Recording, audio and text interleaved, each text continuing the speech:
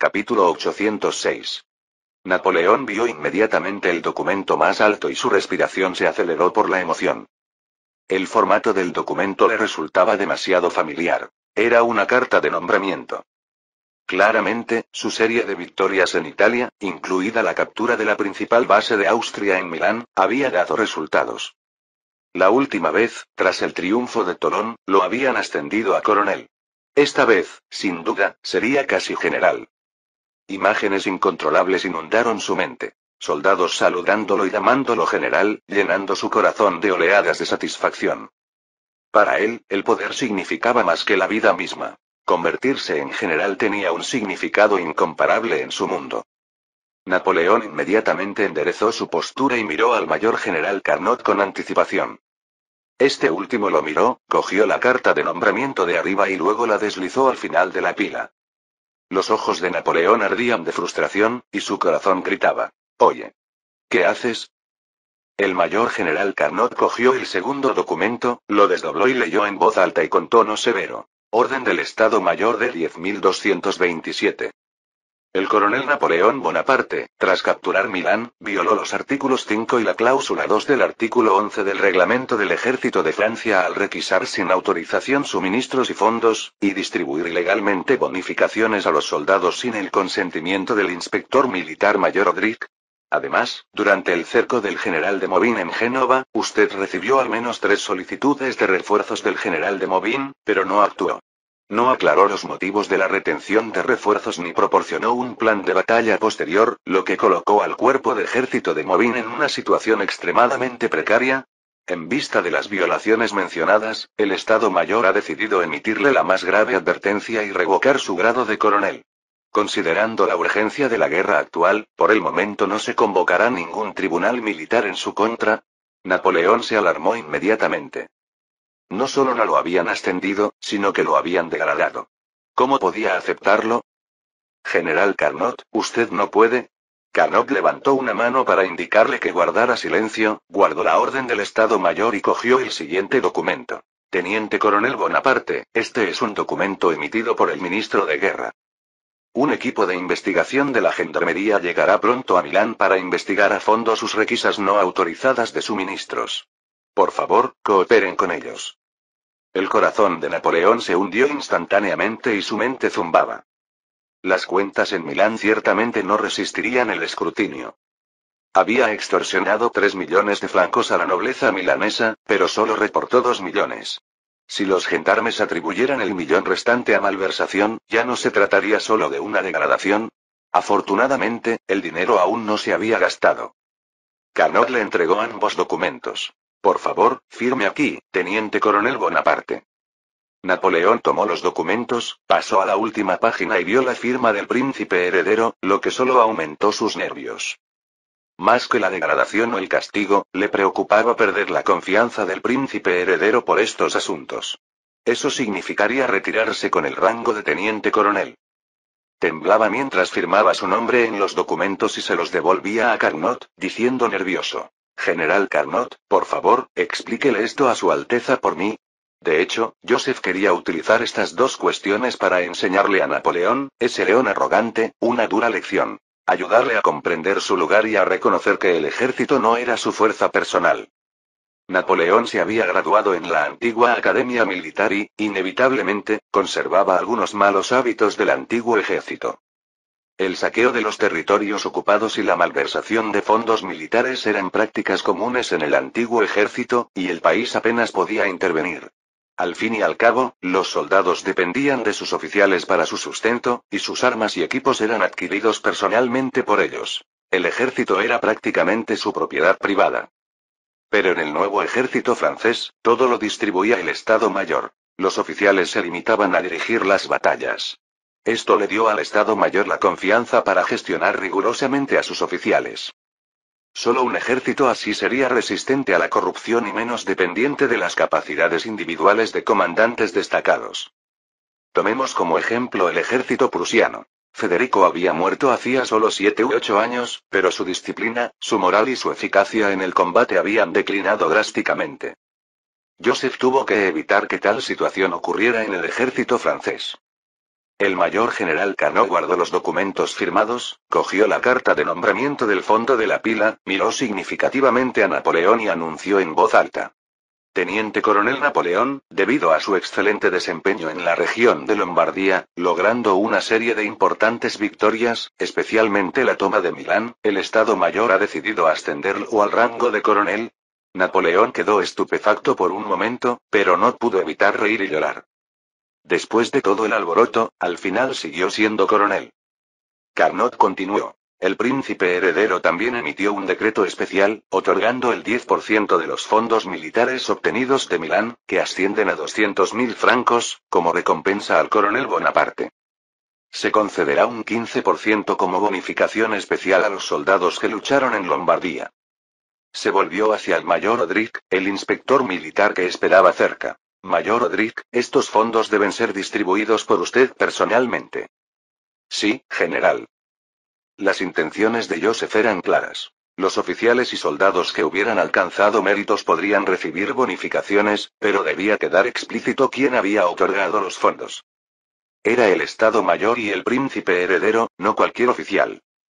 Cuando Napoleón se enteró de que Su Alteza le había dado una bonificación tan sustancial, aunque era menos del millón que él mismo había adquirido, era legítima y un tremendo honor, instantáneamente se sintió aliviado. Al parecer, todavía tenía un lugar en el corazón de Su Alteza.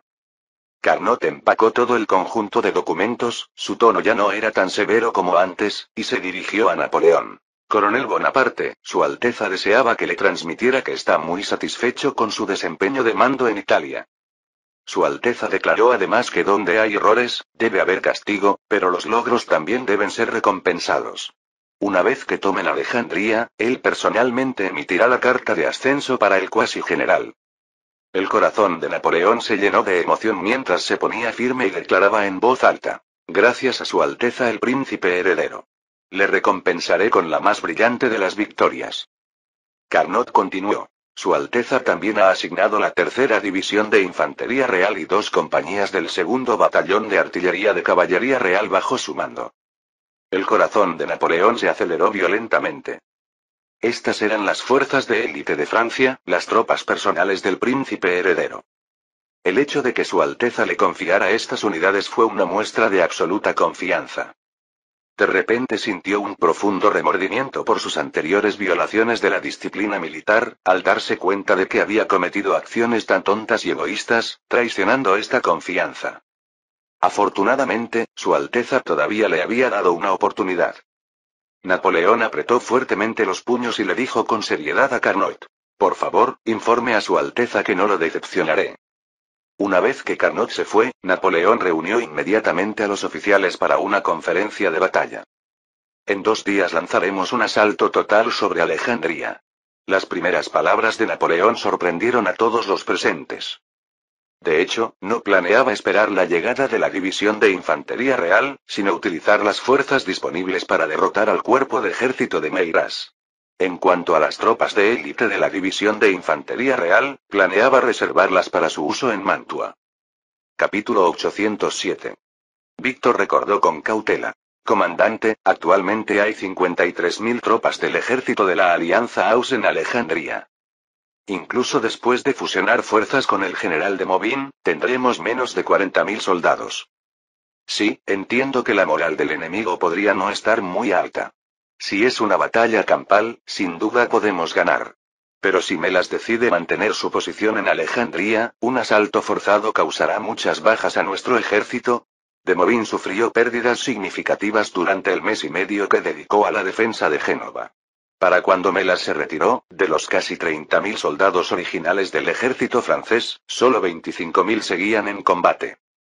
Combinadas con las fuerzas de Napoleón, sus números totales eran poco menos de 39.000, dejando una brecha considerable en comparación con el ejército de la Alianza Aus. Cabe señalar que Alejandría, como fortaleza militar en el norte de Italia, limita al este con el río Bormida y al noroeste con el río Tanaro, lo que la hace muy defendible. Superar esta posición incluso con un número superior de jugadores es todo un reto, más aún con un número inferior. Napoleón, mientras jugueteaba con el palo de madera que usaba para señalar el mapa, habló sin levantar la cabeza. No, Melas nunca elegirá mantenerse firme pasivamente. Porque su comunicación con Austria se ha cortado, y pronto se enfrentará a escasez de armas y municiones. Mientras tanto, nuestro ejército puede recibir refuerzos continuamente desde casa. Por lo tanto, sin duda aprovechará su superioridad numérica actual y la munición restante reabastecida durante el asedio de Génova para lanzar una ofensiva, con el objetivo de crear el escenario estratégico más favorable para sí mismo. Solo así podrá colaborar posteriormente con el ejército de Vilmos para lanzar una contraofensiva sobre Milán. Los oficiales intercambiaron miradas de sorpresa. Ejército de Vilmos. ¿No se supone que deberían estar en Friburgo? Napoleón respondió. Hace 6 días, Wilmfe dirigió 30.000 tropas para marchar hacia Mantua. Marmont exclamó inmediatamente. Entonces, ¿no deberíamos reforzar las defensas entre Milán y Lodi? Napoleón se inclinó hacia adelante y alzó la voz. Marchar de Friburgo a Mantua nos toma al menos 3 semanas. Este tiempo nos basta para derrotar a Melas. No, mi objetivo es aniquilar al ejército de Meirás. Solo así nuestro ataque a Mantua encontrará menos resistencia. Se abstuvo deliberadamente de mencionar que la tercera división de infantería real vendría a reforzarlos, por temor a que sus oficiales pudieran desarrollar un sentido de dependencia de las unidades de mando directo de élite y volverse complacientes. Napoleón golpeó el mapa al norte de Alejandría con el palo de madera. Lo más probable es que Melas adopte una de 2 estrategias. Primero, podría dirigirse al norte, cruzando los ríos Tanaro y To, para apoderarse de Pavía y amenazar a Milán desde el sur. Luego señaló Piacenza en el mapa. En segundo lugar, puede maniobrar hacia el este, cruzando el territorio del Ducado de Palma, y luego girar hacia el norte, cruzando el río Po para atacar Lodi. Víctor añadió inmediatamente. ¿No es esa la misma ruta que tomamos durante nuestro ataque sorpresa a Milán? Exactamente, asintió Napoleón. Nuestra tarea actual es confirmar si los austríacos moverán hacia el norte o el este, y al mismo tiempo evitar que se retiren a la fortaleza de Mantua si las cosas les salen mal. Se volvió hacia Víctor. Te ordeno que lideres la legión de Montpellier y te dirijas a la orilla norte del río Tanaro para proteger la ribera al sur de Valenza. Si Melas aparece allí, haz todo lo posible por detenerlo y espera a la fuerza principal. Sí, comandante. Napoleón se dirigió entonces a Marmont. Tú estarás al mando de la Legión Córcega, patrullando al norte y al sur a lo largo de San Giliano. Yo personalmente esperaré a los austríacos cerca de Pavía. San Giliano es un pequeño pueblo situado a más de 10 kilómetros al este de Alejandría. Es un paso crucial para Melas en su camino hacia Palma. Después de completar el despliegue de batalla, Napoleón le hizo un gesto a Lucien, que estaba de pie en la entrada de la tienda. Dirígete a Génova inmediatamente e insta al ejército del general de Movin a llegar a San Giliano lo más rápido posible. Lucien, herido durante el cruce del Gran Paso de San Bernardo, se perdió casi todas las batallas. Se había recuperado recientemente y había retomado sus funciones como oficial de órdenes. La tarde siguiente. Génova. Al encontrarse con el general de Movin, Lucien se enteró de que el ejército ya había partido hacia Alejandría hacía 2 días. De Movin era simplemente demasiado viejo. Después de más de 40 días de intensos combates en Génova, su cuerpo estaba casi exhausto, lo que lo obligó a entregar la tarea de liderar la campaña del norte a oficiales como Joubert y Saint-Lulier. Tras completar su misión, Lucien salió de la oficina de Movin y echó un vistazo al puerto lejano, repleto de mercancías. No pudo evitar suspirar al ayudante de Movin, quien lo había escoltado. Luchamos con fiereza para salvar este próspero puerto, pero no podemos permitir que sus habitantes nos obsequien con ninguna muestra de agradecimiento. Sabía que después de las actividades de recaudación de fondos de su hermano en Milán, el príncipe heredero había enviado específicamente enviados para reiterar severamente al ejército del frente italiano la prohibición de recolectar suministros de manera privada, sin dejar a nadie que se atreviera a extorsionar a los lugareños. Negó con la cabeza, decepcionado. Esto debería haber sido privilegio del vencedor, ¿no te parece? ¿Las decisiones del Estado Mayor son realmente insatisfactorias? La expresión del ayudante se tornó un tanto extraña. Mirando a Lucien, susurró. Teniente Bonaparte, de hecho, el equipo de supervisión militar depositó ayer un fondo especial de guerra de 3,4 millones de francos. Los ojos de Lucien se abrieron de par en par, incrédulo. ¿Estás diciendo que este dinero fue donado por los genoveses? El ayudante asintió. Más o menos. Lucien frunció el ceño. Debo recordarte que el príncipe heredero prohíbe estrictamente tales acciones. Ya se había preparado para denunciar a de Movin a su regreso. Si conseguía que castigaran a ese anciano, las posibilidades de que su hermano fuera nombrado comandante general del ejército del frente italiano aumentarían significativamente. No, no, lo has malinterpretado. El ayudante sonrió. Esto lo obtuvo el equipo de supervisión militar de acuerdo con el protocolo operativo estándar. ¿Protocolo de operación estándar? El día siguiente. Napoleón miró a su hermano con incredulidad. ¿Te refieres a 3,4 millones de francos? Aunque rica, Génova era simplemente una ciudad portuaria, mucho más pequeña en superficie y población en comparación con Milán. Pero el equipo de supervisión militar había extraído más donaciones aquí que en Milán. ¿Por qué el príncipe heredero no castigó severamente a de Movin, ese anciano? Sí, de acuerdo con el protocolo de operación estándar. Después de que Lucien relató con indiferencia los recientes acontecimientos en Génova, la insatisfacción y las quejas de Napoleón se disiparon instantáneamente, reemplazadas por completo por un profundo asombro. Así se podría hacer de esta manera. En realidad se podría hacer de esta manera. En comparación, se sentía tan torpe como una mula ciega. Lucien le explicó que después de que los austríacos se retiraron, el equipo de supervisión del ejército de Movin inmediatamente comenzó a arrestar a traidores que colaboraron con las fuerzas de ocupación austríacas en toda la ciudad. Más de 200 personas fueron detenidas rápidamente. Durante la ocupación austríaca de Génova, los comerciantes y banqueros adinerados, preocupados por su propia seguridad, colaboraron proactivamente con los austríacos, ya sea donando fondos o ayudándolos de diversas maneras. Se trataba de actos genuinos de colaboración con los invasores, y nadie podía cuestionar la evidencia. Capítulo 808. Entonces llegó el punto clave. El supervisor militar fue a ver al gobernador de Génova, a Biaso, y le pidió que formara un comité de auditoría interna secreto con las 17 personas más influyentes del Parlamento. Los militares franceses no interfirieron en ninguna de las acciones del comité, limitándose a solicitarles una lista de traidores. Finalmente, de las 230 personas arrestadas, el comité confirmó que 69 cometieron traición. El comité también añadió a 7 personas más a la lista. Lo que siguió fue un juicio ante un tribunal militar.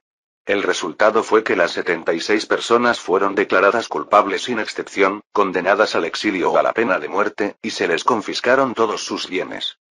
El supervisor militar dirigió personalmente a los soldados para confiscar los bienes de los traidores, dejando el 40% para gastos militares, entregando el 50% al Parlamento de Génova y distribuyendo el 10% restante equitativamente entre los ciudadanos genoveses. Sin embargo, las confiscaciones fueron ejecutadas por el ejército francés, y solo el supervisor militar conocía las cantidades específicas. Finalmente, el ejército demócrata recibió el 70% de los bienes incautados, mientras que el Parlamento de Génova y los ciudadanos se repartieron el 30%. Como Génova tenía una población de menos de 70.000 habitantes, cada ciudadano podía recibir más de 30 francos. El día que recogieron el dinero, todo Génova estalló de emoción. Casi todos gritaban consignas como «Viva su majestad el rey de Francia», «Viva el general de Movin» y «Francia es el eterno amigo de Génova». Además, el Parlamento de Génova no solo obtuvo una gran suma de dinero, sino que, aún más importante, aprovechó esta revisión de traidores para eliminar a todos los enemigos y rivales políticos. Por ello, elogió efusivamente a Francia. Estas eran las personas más poderosas de Génova. Mientras apoyaron a Francia, era imposible que los genoveses tuvieran opiniones opuestas.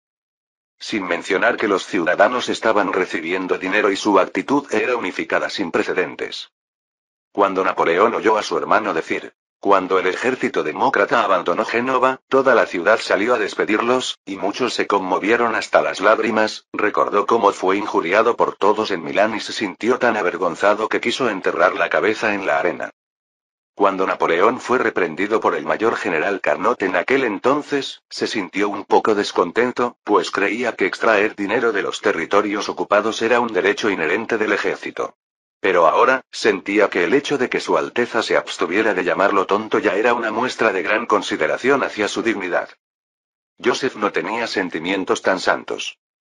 Los costos de la guerra salieron del tesoro francés, y los soldados que murieron eran franceses. Por lo tanto, no se debe desaprovechar ni un solo beneficio de la guerra. Sin embargo, los métodos deben ser sofisticados. No deben actuar como lo hizo históricamente Napoleón, extrayendo solo unos pocos millones de francos y algunas obras de arte de Italia, lo que enfureció a toda la península apenina hasta el odio. Cuando Francia se enfrentó a la derrota, los estados italianos inmediatamente se volvieron contra ellos. Así, Joseph copió algunas operaciones de futuras potencias occidentales y redactó un procedimiento operativo estándar para la recolección de recursos en países extranjeros para que el supervisor militar lo consultara. Por supuesto, este procedimiento solo podía circular dentro del ejército francés, clasificado con el nivel de secreto de alto secreto. Antes de la guerra, Joseph incluso se fijó un pequeño objetivo. Obtener un beneficio de 10 millones de francos al final de la guerra en el norte de Italia y ganarse la gratitud de los estados italianos hacia Francia. En Alejandría. En la sala del lado este del ayuntamiento, los oficiales austríacos dieron por terminada su discusión. Melas finalmente decidió marchar hacia Parma y luchar por ocupar Lodi, al sureste de Milán. Melas continuó. Si la acción no tiene éxito, el ejército continuará hacia el este, hacia la fortaleza de Mantua. Chervoni alzó la voz de inmediato. Los franceses solo tomaron Milán por sorpresa. Esta vez, si nuestro ejército se mantiene cauteloso, sin duda podremos tomar Lodi. Sin embargo, otros oficiales austríacos no eran tan optimistas como él y todos guardaron silencio. Ya habían luchado antes contra Francia en Toulon, y con la actual comparación de fuerzas, una confrontación frontal podría no ser necesariamente a su favor. Después de un momento, el general Argento se puso de pie y le dijo a Melas: General, estoy dispuesto a asumir la tarea de cubrir a los ingenieros que construyen puentes de pontones. Había 2 puentes sobre el río Bormida, pero eran de madera, construidos por pueblos cercanos, con una capacidad de carga limitada. Para que decenas de miles de soldados pudieran cruzar en poco tiempo, era necesario construir una gran cantidad de puentes de pontones. Melas asintió, pero de repente pensó en el esquivo ejército francés e inmediatamente cambió a negar con la cabeza. No, a juzgar por las batallas anteriores, los franceses son muy astutos. Los métodos de avance normales probablemente conducirán a una emboscada por parte de ellos. Si queremos cruzar el río sin problemas, debemos ser aún más astutos que ellos. Los oficiales inmediatamente lo miraron con sorpresa. Melas miró a Argento con los ojos entrecerrados. Dirigirás a la gente para desmantelar los 2 puentes sobre el río Bormida mañana al mediodía. Este último se quedó atónito. ¿Eh? ¿Te refieres a desmantelarlos? Melas sonrió. Reduzcan la velocidad de los ingenieros. Mientras tanto, coloquen cañones en la orilla. Si se acerca la caballería francesa, dispérsela con fuego de cañón. Al anochecer, reinstalar inmediatamente las piezas desmontadas. Los ojos de Argento se iluminaron de inmediato. ¡Qué plan tan brillante! Así, los franceses seguramente pensarán que vamos a tomar el norte del río Tanaro. Exactamente. Melas asintió y continuó. Pasado mañana al amanecer, que los ingenieros instalen puentes de pontones en el río Bormida. Concentraremos todas nuestras fuerzas para derrotar rápidamente al enemigo en la orilla oriental y luego procederemos a Parma. Al este del río Bormida, en San Giliano. Napoleón se levantó el sombrero para saludar a Joubert, luego dio un paso adelante para abrazarlo con una sonrisa. Gracias a Dios, llegaste un día y medio antes de lo que esperaba. Todos estaban muy emocionados de saber que capturaron Lombardía. Joubert también sonrió ampliamente. Marchamos 22 kilómetros completos hoy. Gracias a todos por su esfuerzo. Napoleón lo invitó a entrar en la tienda y le preguntó: ¿cuántas tropas de guarnición dejaste en Génova? Joubert respondió: 1500 hombres, pero también 1500 recién reclutados del Ejército Nacional de Génova. Con el general de Movin al mando, es suficiente para contener a los austríacos durante 3 o 4 días. Génova no contaba hasta entonces con ejército. Su defensa dependía enteramente de unos pocos cientos de mercenarios suizos. Después de esta guerra, por sugerencia de Joseph, comenzaron a formar su propio ejército. Sí, contratando instructores franceses para la formación y comprando un conjunto completo de equipo de estilo francés. Joubert preguntó entonces: Comandante, ¿a dónde nos desplegaremos a continuación?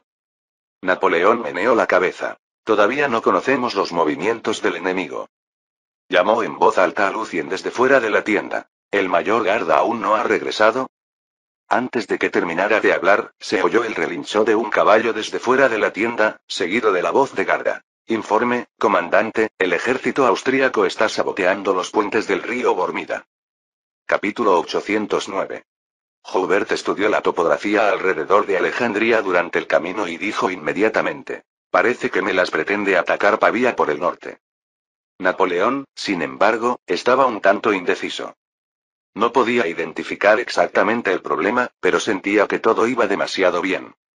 Esto le hizo sentir incómodo. Entonces le dijo a Garda, el líder del campamento de caballería: por favor, envíe a alguien para confirmar cuidadosamente la situación en el río Bormida y luego infórmeme. Sí, comandante. Garda obedeció y llevó personalmente media compañía de exploradores de caballería a la orilla este del río Bormida. Pronto, a través del telescopio, vio grandes grupos de ingenieros austríacos ocupados en su trabajo, con el tablero del puente occidental ya desaparecido, tal como se había informado anteriormente. Sin embargo, los árboles cerca de la orilla del río dificultaban ver con claridad, por lo que se arriesgó a acercarse a la orilla del río para una inspección más cercana.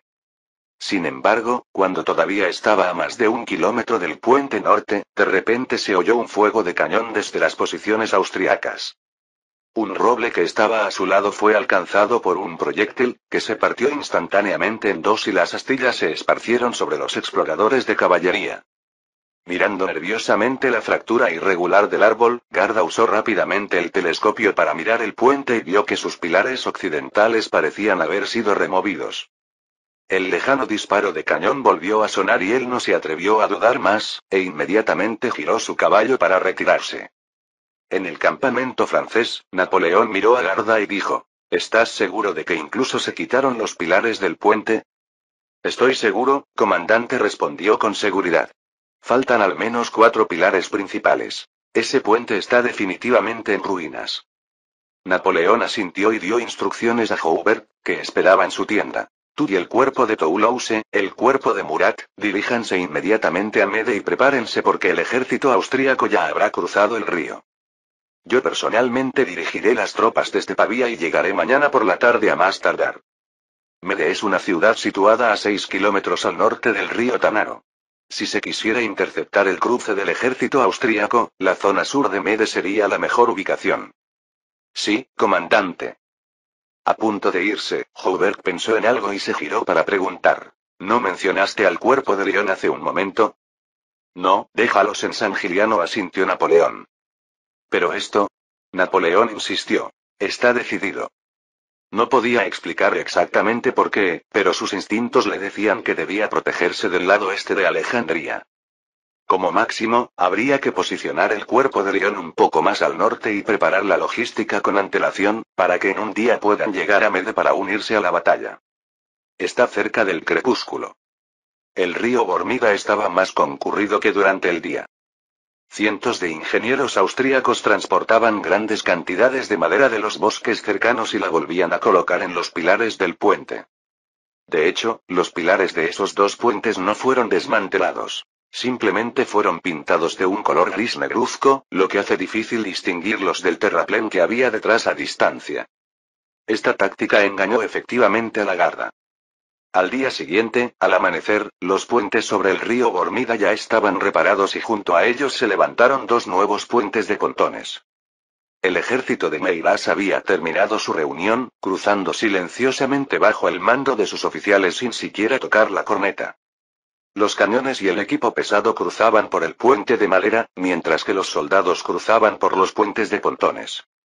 En solo 2 horas, 50.000 soldados del ejército Aus-Alliance con todo su equipo estaban en la orilla este del río Bormida. Fue solo entonces que los exploradores de caballería de la Garda descubrieron el movimiento austríaco durante las patrullas de rutina. La guardia, insegura de la situación del enemigo, envió primero un batallón de caballería para lanzar un ataque de prueba, que como era previsible fue rápidamente repelido. Así, los franceses finalmente se dieron cuenta de que Melas les había jugado una mala pasada.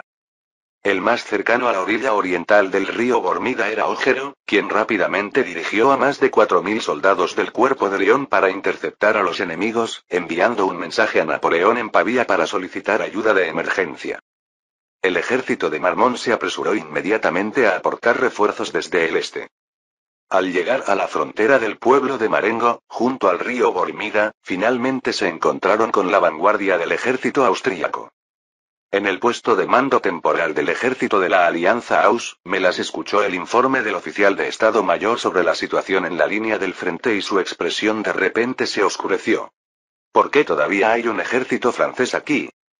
Había visto a decenas de miles de personas reunidas en la orilla norte del río Tanaro, pensando que había engañado a los franceses, solo para encontrarse con un golpe repentino al cruzar el río.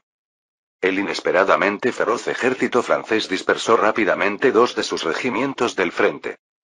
Cerca de allí, Cherboni reflexionó. General, si solo hay unos pocos miles de tropas francesas, es probable que solo sea una unidad la que pasa por aquí. Con expresión seria, Melas asintió. Esta es nuestra única oportunidad. Debemos derrotarlos antes de que los franceses se den cuenta. Miró a un oficial de órdenes cercano. Ordene al cuerpo argento que realice el ataque principal. La legión Génova y el ejército Colli flanquean al enemigo por la izquierda y la derecha. Cañones, traed todos los cañones hacia adelante. Exijo el control total de la aldea Marengo antes del mediodía. Sí, general. En la iglesia de Marengo, Ojero sonreía con facilidad, discutía planes de batalla alrededor de un mapa con los oficiales y ocasionalmente participaba en una charla informal. A través de la serie de batallas en Italia, el ejército francés ha construido una enorme ventaja psicológica sobre los austríacos. Casi todas las batallas las ganaron por unos pocos sobre muchos, sintiendo que los austríacos eran completamente ineficaces. Tal vez cuando llegue el coronel Bonaparte, habremos derrotado a Melas. Ojero estaba hablando cuando se oyó un denso fuego de cañón desde el oeste. Casi inmediatamente se dio cuenta de que se trataba del sonido de cañones de 12 libras, y al menos de 15 de ellos, junto con otros cañones de 8 y 4 libras. Una repentina preocupación se apoderó de él. Podría ser que Melas trajo todas sus fuerzas principales aquí. Como para confirmar sus sospechas, 2 exploradores de caballería llegaron apresuradamente a la entrada de la iglesia, diciendo en voz alta: Comandante, más de 15.000 austríacos se acercan por el oeste. También se han descubierto señales enemigas desde el norte y el sur. Ojero, de mal genio, habló sin intención de retirarse, sino que miró al oficial que estaba a su lado y dijo en voz alta: Mayor Bernard, su regimiento de infantería bloqueará directamente al enemigo. El capitán Bonnet atacará el flanco del enemigo desde el lado sur del pueblo, donde el terreno es más alto, ofreciendo ocultamiento a las tropas. Además, contacte al mayor Marmont y pídale que venga a reforzar inmediatamente. Sí, comandante. El ejército austríaco del Argentoratum no estaba en absoluto preparado cuando llegó a la entrada del pueblo de Marengo y se enfrentó a un ataque proactivo por parte de un ejército francés compuesto por menos de 3.000 hombres. Los franceses fueron increíblemente feroces. 6 unidades de asalto cargaron de cabeza en medio de proyectiles zumbantes y emergieron rápidamente a menos de 100 pasos de los austríacos. Capítulo 810. Sin embargo, cuando los 2 regimientos de infantería de Bernard se desplegaron en formación frente al ejército austríaco, inmediatamente se encontraron con un intenso fuego del lado opuesto. Aunque las tropas de Argento fueron tomadas por sorpresa y su formación estaba desorganizada, eran más de 15.000. Eso era más de 5 veces el tamaño del ejército francés, y eran el lado defensor, lo que les daba oportunidades de ajustar su formación.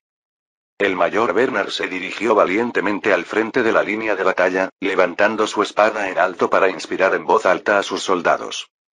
Sus 2 regimientos de infantería también lograron hacer retroceder al enemigo mediante varias rondas de descargas, pero debido a su número insuficiente, las líneas de infantería austríaca formaron rápidamente un semienvolvimiento contra ellos desde ambos lados. Los soldados del ejército francés comenzaron a sufrir disparos desde los flancos, con una densidad de potencia de fuego varias veces mayor que la suya. En solo 10 minutos, las tropas de Bernard habían sufrido más de 1.000 bajas. El impulso inicial del ejército francés se desvaneció rápidamente, reemplazado por el miedo que trajeron los numerosos camaradas caídos. Cuando Bernard fue alcanzado por disparos en el brazo izquierdo, el frente del ejército francés comenzó a derrumbarse. Ojero, que prefería enormemente la ofensiva, había dejado poco menos de 300 hombres en reserva, totalmente incapaces de proporcionar apoyo. Impulsado por decenas de miles de soldados austríacos, Ojero se retiró de la aldea de Marengo en desorden. Mientras tanto, a la derecha, el asalto sorpresa del batallón de infantería ligera de Bonnet también se encontró de frente con el cuerpo argento. Frente a más de 7.000 soldados austríacos, el batallón de infantería ligera francés, compuesto por menos de 1.000 hombres, solo hizo un breve contacto antes de decidir retirarse. Ojero condujo a los soldados en retirada a un lugar a 2 kilómetros al este de la aldea, donde encontraron refuerzos del ejército de Marmont, apenas estabilizando la situación. Pero el ejército austríaco, al no tener ruta de retirada, los persiguió de cerca casi de inmediato. A toda prisa, Marmont organizó una línea defensiva apoyándose en un trozo de bosque al sur y, afortunadamente, como la artillería austríaca aún no había llegado, logró repeler la primera oleada del ataque de Argento. Junto al bosque, el olor a pólvora llenó las fosas nasales de Marmont mientras fruncía el ceño a Ojero y decía: ¿Estás diciendo que nos enfrentamos al ejército principal de Melas? Este último asintió avergonzado. Así parece, el enemigo tiene al menos 30.000 tropas. El rostro de Marmont se volvió sombrío al instante.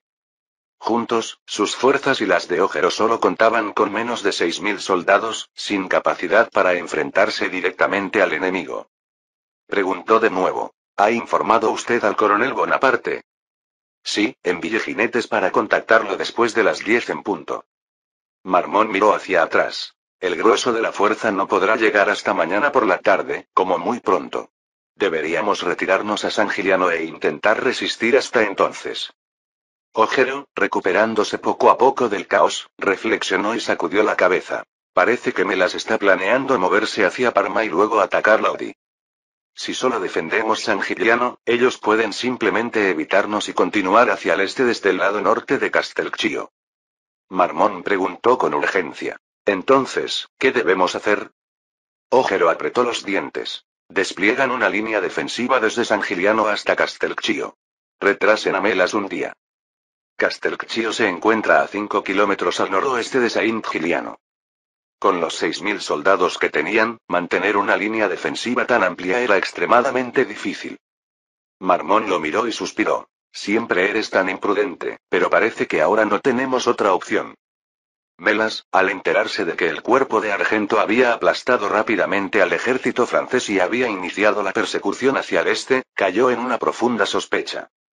Napoleón había infligido previamente terribles derrotas al ejército austríaco. El ejército francés aparecía casi por arte de magia. Cada vez que los austríacos sentían que la victoria estaba a su alcance, un ejército francés emergía de la posición más problemática y los destrozaba. Así, la fácil victoria de Argento hizo que Melas sintiera que se trataba de otra trampa francesa.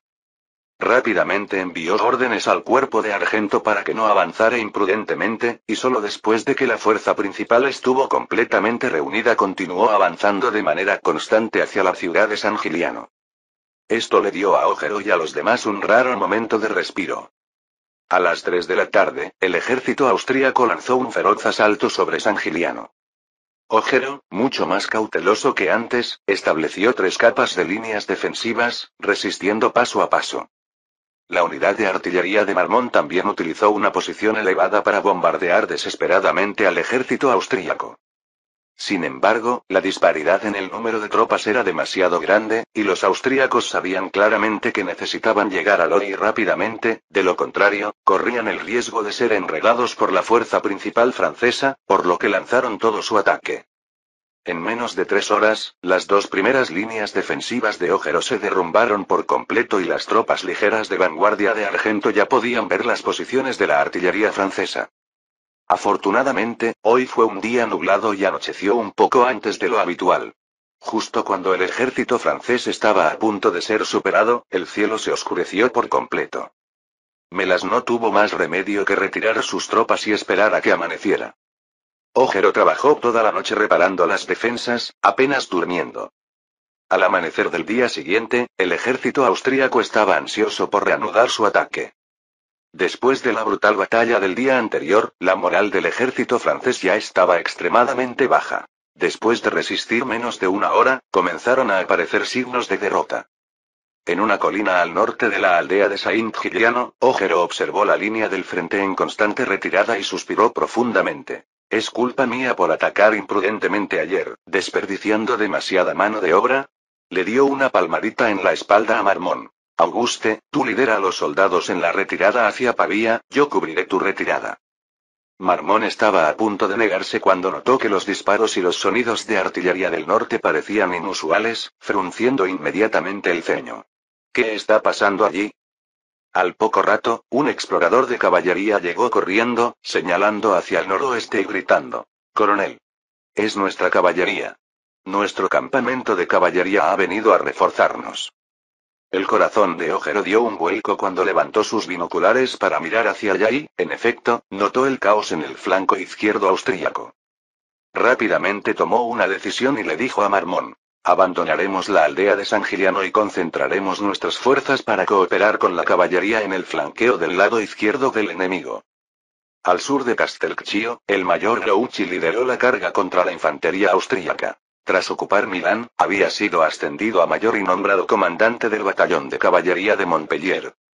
Ayer por la tarde, se encontró con un jinete enviado por Ojero para informar a Napoleón, se enteró de que el ejército de Melas estaba maniobrando hacia el este y acudió inmediatamente a reforzarlo. Su batallón de caballería, junto con parte de la caballería de Moulin, sumaba unos 1200 hombres, viajó sin parar y finalmente llegó justo antes de que el bando de Ojero se derrumbara.